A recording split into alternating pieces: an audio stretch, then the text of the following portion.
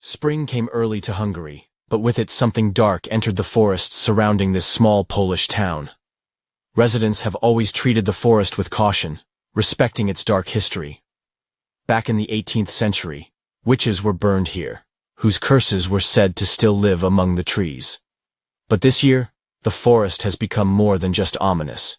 He became deadly. The first disappearance occurred in early March. A 3-year-old girl named Anya disappeared on her way home from kindergarten. Her mother, Magda Kowalska, searched for her everywhere, knocking her feet until they bled. But by evening only the forest answered her with silence. That night, residents set up a search party armed with lanterns and sticks. However, the child was not found. 2 days later, the girl's body was discovered by a forester. She was lying under the old pine trees, her small body strangely light, as if all the life had flowed out of it. Her skin was pale, almost transparent, and her face was completely calm, as if she were just sleeping. But her eyes remained open, and there was a mute horror in their glassy emptiness. The forester couldn't figure out what exactly he was seeing, but the scariest part was ahead. When the medical examiner examined the body, he found something strange. All the subcutaneous fat was missing from the girl's body. It felt like he had been drowned, leaving only skin, bones, and muscles. The report called it an abnormal tissue degradation process. But there was no explanation. The locals started whispering about the old curse. People said that the witches had returned for their victims, and that the forest was once again demanding unbaptized children to feed. Many peasants from the old district swore that they saw campfires in the forest at night and heard strange sounds, as if someone was singing. Marek Nowak, a young investigator from Warsaw, was called to Hungary a week after the discovery of the first body. He was known for his skepticism and straightforwardness, so he immediately dismissed any talk of otherworldliness. To him, it was just a case of brutal murder. However, when he saw the photos of the body, his confidence was shaken. "Do you mean to say that the child was drowned like bacon?" "What is it?" he asked, looking at the local pathologist, an elderly man with a gray face and trembling hands. "Exactly," he replied, avoiding Marek's eyes. "But don't ask me how it's possible. I've never seen anything like this in my entire practice." Marek was trying to find a rational explanation. Perhaps it was a maniac with unusual tendencies associated with the occult. However, there was no evidence. There were no signs of a struggle, no fingerprints, no witnesses. 2 weeks later, a second child was found in the forest. It was a boy, 5 years old. His body was lying in a clearing covered with wilted flowers. A figure resembling a triangle with a circle inside was carved on the child's chest. There was an old coin next to the body, covered with strange symbols. Marek immediately connected it with the occult, but the strangest find awaited him in the evening of the same day. At the place where the boy's body lay, one of the officers noticed a lock of long black hair tied in a knot. They were lying on the ground like an offering. "What is it?" Marek asked, showing the find to the medical examiner. "It looks like part of some kind of ritual," he replied quietly. "A ritual murder?" At night, while studying the case file, Marek came across references to ancient Polish rituals related to fat burning. Witches, according to legend, used the fat of unbaptized children to create an ointment that gave them strength, immortality, and the ability to fly. He quickly dismissed it as superstition, but the words seemed to stick in his head. The next day the boy's mother, whose son was found dead, came to the police station. Her face was pale, and her eyes were red from crying. She silently placed a small figurine made of twigs tied with black threads on the table. "Someone left this on my doorstep," she whispered. "They're coming for me." Marek didn't believe it. He couldn't believe it.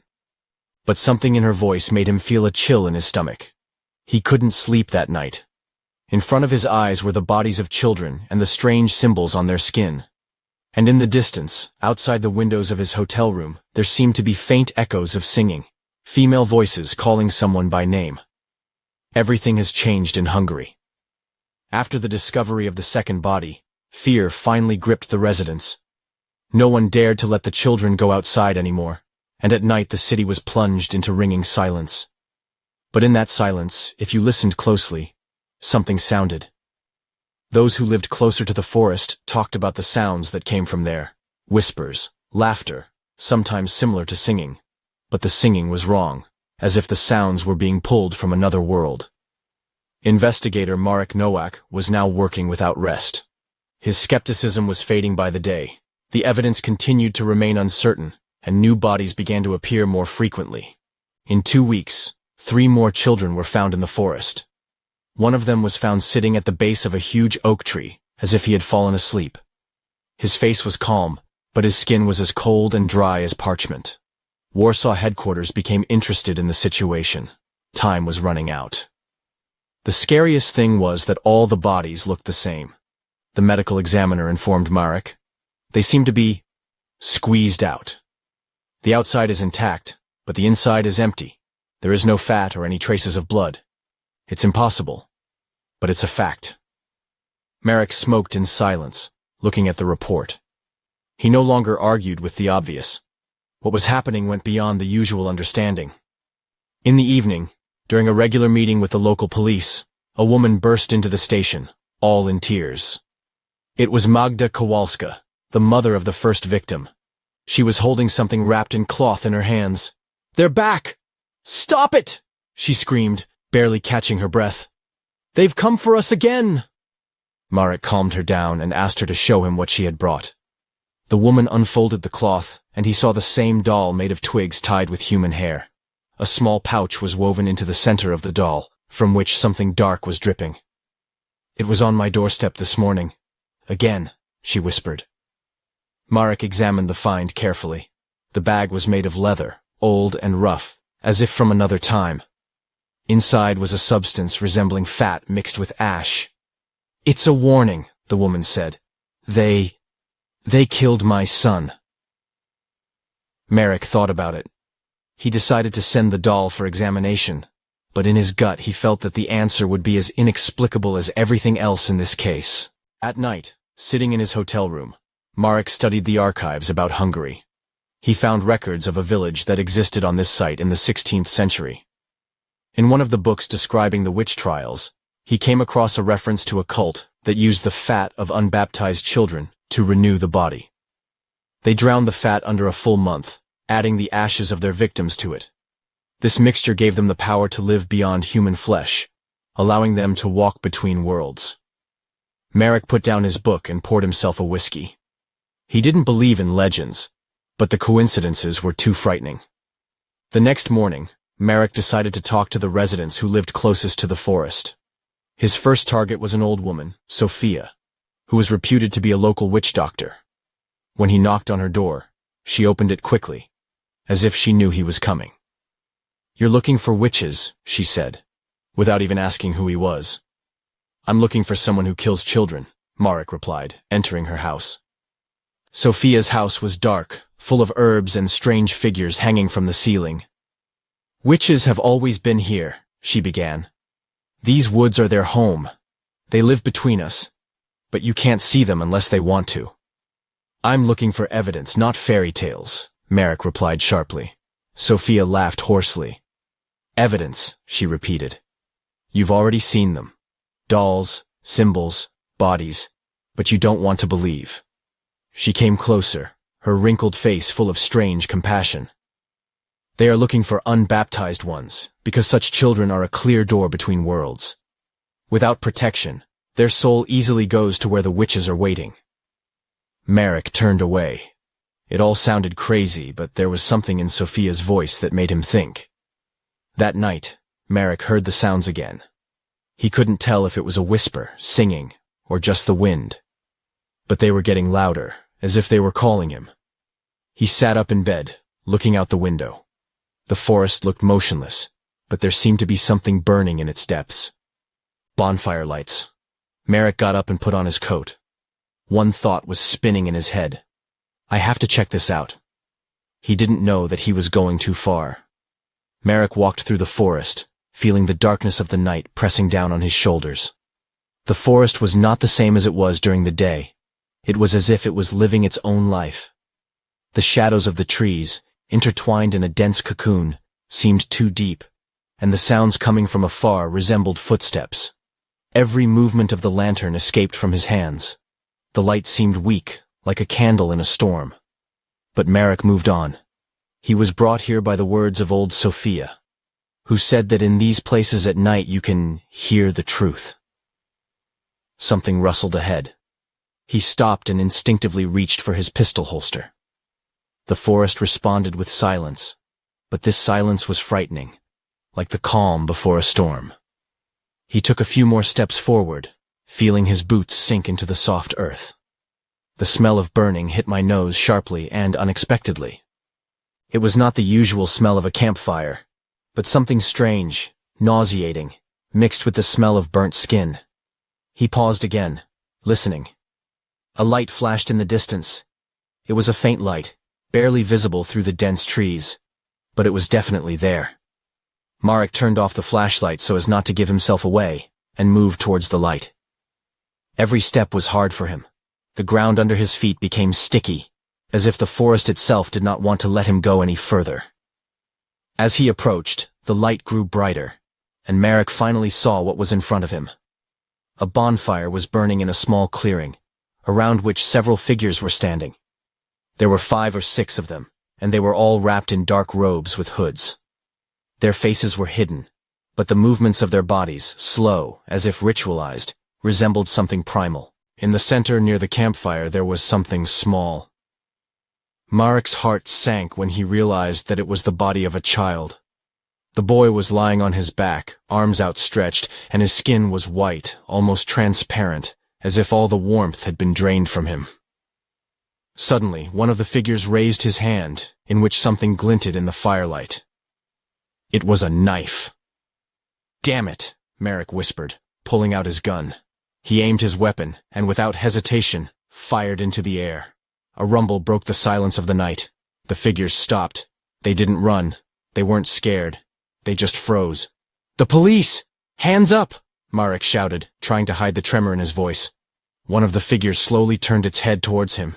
Her face was still hidden by the hood, but there was something inhuman about her stillness. The others followed suit, and now all the figures were looking directly at him.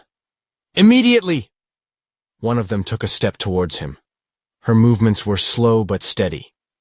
Marek fired in her direction. The bullet struck the ground at her feet, but the figure did not even flinch. She continued walking until she stopped a few meters away from him. "You don't understand what you're doing," a voice said from under the hood. The voice was female, but muffled, as if it sounded from a deep cave. "Stay down, on the ground, right now." Marek took aim again, but his fingers were shaking. The figure did not move. Instead, a creepy hoarse laugh came from behind her. The other figures began to circle around the campfire, and then one of them raised her arms to the sky, letting out a long howl. The bonfire flared brighter, and Marek saw that the child's body had disappeared. In its place, there was only a dark puddle that was slowly spreading across the ground. "You're a stranger here," the woman's voice said again. "Come back while you can." Marek wanted to say something, but the words stuck in his throat. Instead, he took a step back, still holding the gun at the ready. His breathing was heavy, and his heart was beating so hard that he could feel it reverberating in his ears. The figures did not pursue him. They just stood there, staring at him as he slowly backed away. He did not notice how he found himself back in the darkness of the forest. It was only when he stopped to catch his breath that he realized he had lost his bearings.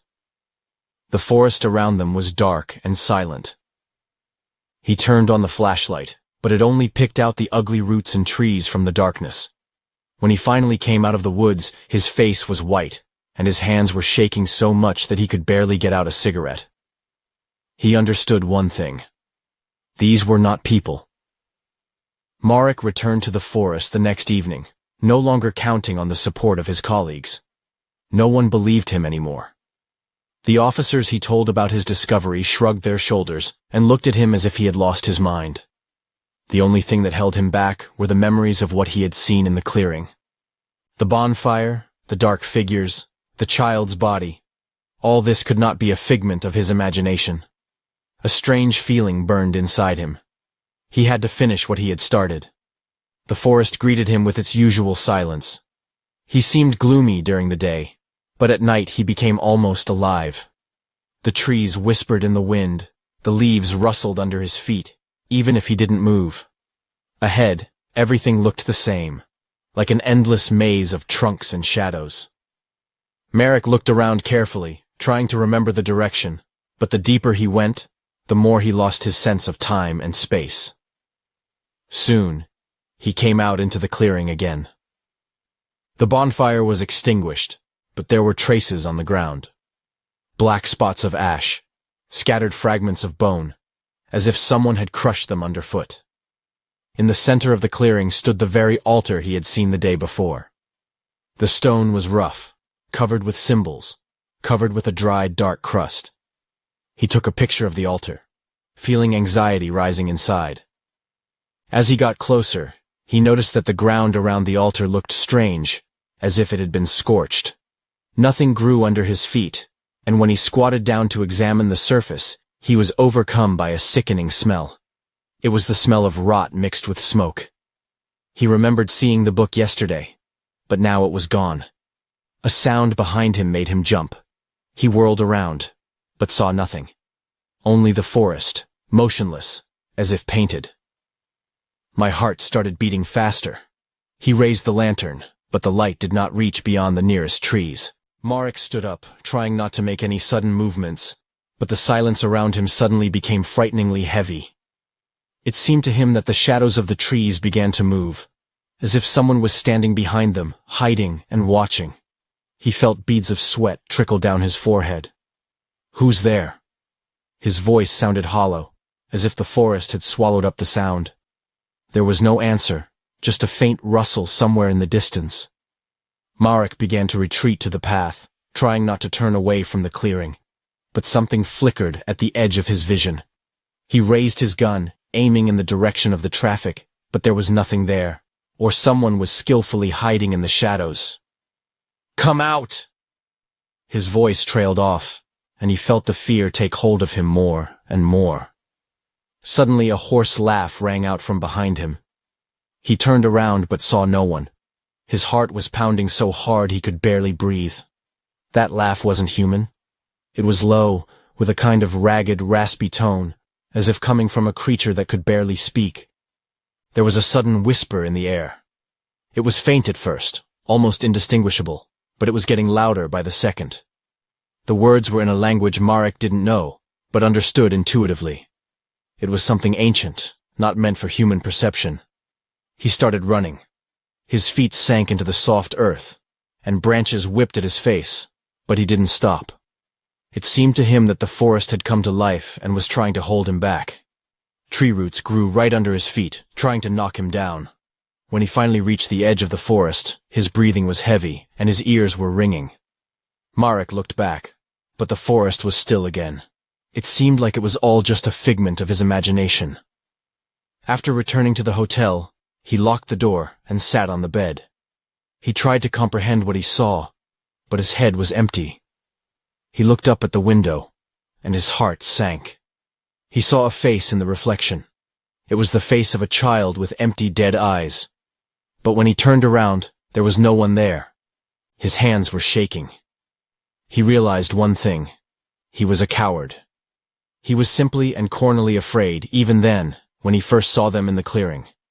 He had a gun, but his will was paralyzed by fear. This thought sobered me up a bit. Marek couldn't ignore what he was seeing anymore. The reflection of a child in the window, a whisper in the forest, an altar that seemed to breathe sinister energy. All this was real. He knew he couldn't just go home and leave this town, these people, these dead children. Something in the forest demanded his return, and he felt that this would be his last visit. The night was cold, despite the spring. Marek went into the woods again, armed only with a pistol and a flashlight. But this time, he felt that he was not going on his own. It seemed to him that a dark force was guiding him, like the ropes of a puppet tied to his limbs. The forest greeted him with a dull silence.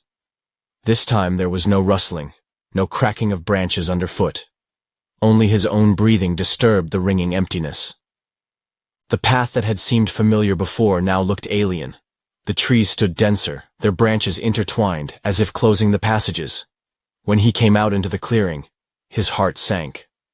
The bonfire was burning again, but now it was brighter than before, its flames rising high into the night sky. Hooded figures stood around the fire. There were more of them than before, dozens, maybe hundreds. They sang, the whispering turned into a loud, rhythmic chant. In the center of the clearing, right on the altar, lay a body. It was a boy, barely 5 years old.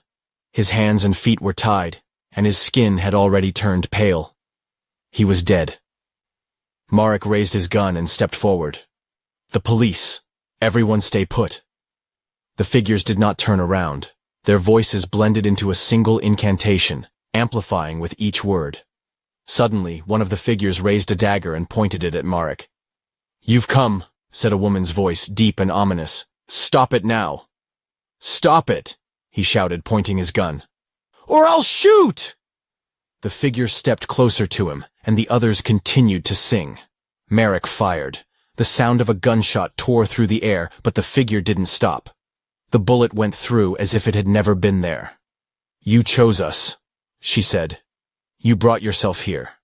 Marek felt his legs go numb. The forest seemed to come to life, and the roots of the trees began to slowly creep towards his shoes. He wanted to run, but he couldn't. The figure came closer, and he saw her face for the first time. She was a woman with snow-white skin and coal-black eyes. She was smiling, and her smile was alien, inhuman. "You wanted the truth?" "There she is," she said, pointing to the altar.